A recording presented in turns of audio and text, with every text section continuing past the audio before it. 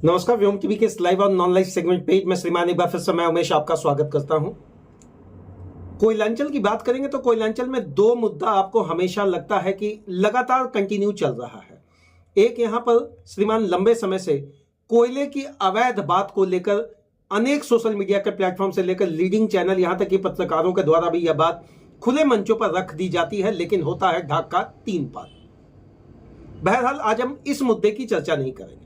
हम जो चर्चा नहीं करेंगे श्रीमान, कोयला में चोरी हो रहा है क्या, मुझे बोलने से कोई फायदा नहीं। लोहे में चोरी हो रहा है क्या, या लोहे की चोरी हो रहा है क्या, बोलकर कोई फायदा नहीं। बालू का तस्करी हो रहा है क्या, बोलकर कोई फायदा नहीं। तो फायदा नहीं है तो आखिर बोल क्यों रहे। चलिए आज आपको हम वो दंश सुनाते हैं, वो दर्द सुनाते हैं, वो कड़ी बतलाते हैं जिनका तनख्वाह है 1 लाख रुपया। जी हाँ श्रीमान, कोयलांचल में वैसे बहुत सारे जगहों पर आपके टोला मोहल्ला के आसपास में एक चीज देखने को मिल जाएगा जिनका तनख्वाह है 1 लाख रुपया, लेकिन हो सकता है कि वह एजुकेशन स्टेटस से बहुत अपने आप को अच्छा डिफाइन नहीं करते हैं और उनका पासबुक रखते हैं सूदखोर लोग, उनका एटीएम रखते हैं सूदखोर लोग। सूदखोरी का धंधा यहाँ चरम स्थिति पर है।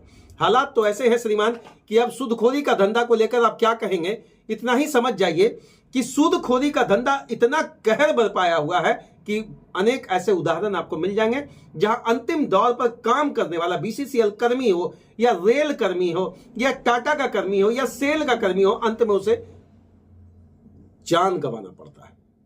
श्रीमान यह कहर, यूं तो कहा जाता है कि माननीय शिबू सोरेन जी जो दिसुम गुरु झारखंड के रहे, आज भी हम लोग उनको सच्चे दिल से श्रद्धांजलि देते हैं और कहते हैं महाजनी और सुदखोर प्रथा का सबसे गोज और जोरदार विरोध करने वाले जो दिसुम गुरु रहे, उनकी आवाज भी उन दिनों उतनी बुलंद तरीके से नहीं उठ पाई जितना होना था। यह कहर आप अंदाज कर सकते हैं कि बीते 10 दशकों से लेकर अगर आज का वर्तमान स्थिति में है तो कोल इंडिया में जो निम्न स्तरीय तकबे पर काम करने वाले कर्मचारी हैं, यूं कहें वह पूरा सूदखोरी का चंगुल में फंसे हुए। किस तरह का मामला है समझ जाइए। अगर आपको 2000 रुपया का काम है तो आपको अपना पासबुक और एटीएम तत्काल रख देना होगा सूदखोर के पास। अब ये सूदखोर बड़े बलिष्ठ होते हैं। सूदखोर का काम कुछ होता नहीं है। अब यूं कह लें कि अगर 10,000 लगाए हैं और 10% पर बात हो गई, अगर आप मजबूरी में हैं तो 20% भी आपको देना पड़ जाएगा और आपको 2,000 रुपये प्रति माह। 5 महीना अगर रह गया तो 10,000 अब आपका लिए थे और 10,000 आपका श्रीमान हो गया सूद। इतना ही में खत्म नहीं हो जाता। अब होता है कि आप नौकरी करेंगे, आपके घर का राशन किस दुकान से जाएगा यह तय सूदखोर करेगा। आपके बच्चे का ट्यूशन फी सूदखोर देंगे।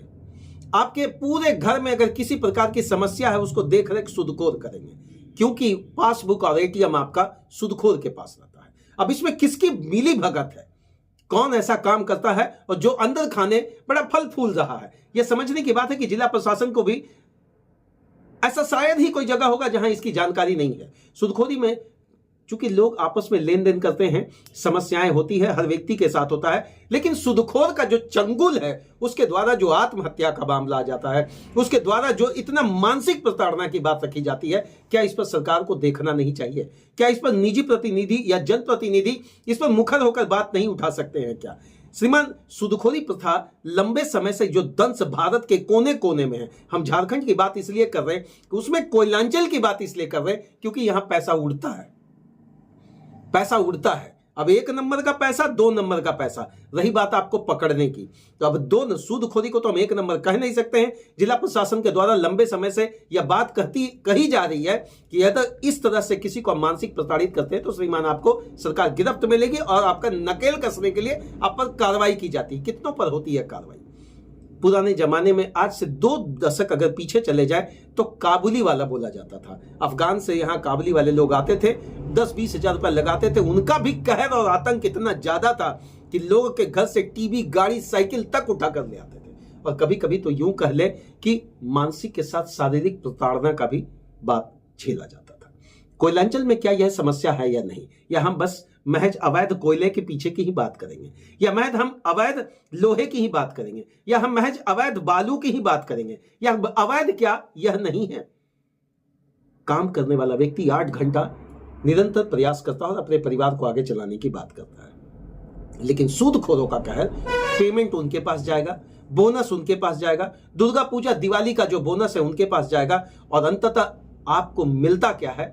आपको मिलता है बस जीने का सामान, और उसी को कह सकते हैं सूदखोरों का चल रहा है बहुत अच्छा दुकान।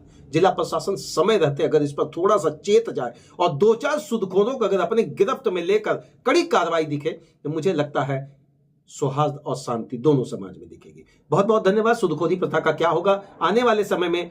क्या इस पर एक बड़ा मुद्दा सदन के अंतर्गत, चाहे वो लोकसभा हो या कहें जिस विधानसभा के अंतर्गत आपका क्षेत्र पड़ता है, वह विधानसभा का जो क्षेत्र है, जैसे हमारा झारखंड के अंतर्गत अगर रांची में, क्या इसका सदन में चर्चा होना चाहिए? नहीं। तमाम ऐसे 81 विधानसभा के 81 विधायकों से निवेदन है, अनुरोध है, क्या आपके इर्द गिर्द रहने वाले आपके ही समर्थक, क्या वो सूदखोरों के चंगुल में नहीं है? अगर हैं तो यह आवाज क्यों है बंद? हम तो पूछेंगे कि सेगमेंट से यह बात हम जानना चाहते हैं। सरकार नियम बनाती है, सरकार बात करती है लोक कल्याणकारी की, सरकार बात करती है कि मुझे ऐसा चीज बनाता है जहां जन समर्थन के साथ जन सहयोग की भावना।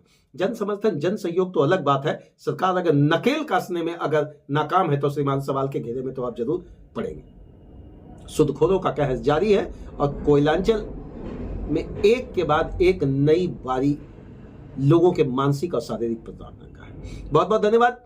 व्योम टीवी के लाइव और नॉन लाइव सेगमेंट पेज में मैंने लगातार मुखरता से जिन बातों को आपके पास उठाया है वह आपके बीच का दंश है, और मैं समझता हूं जिला प्रशासन अगर थोड़ा सा इस पर चेते तो कुछ लोगों का जान, कुछ व्यक्ति का परिवार, कुछ लोगों को सामाजिक स्तर पर न केवल मजबूती प्रदान की जा सकती है बल्कि पूरे परिवार की आर्थिक स्थिति से उन्हें एक नया मजबूत स्थिति दिया जा सकता है। तब तक के लिए जोहार झारखंड, जय हिंद।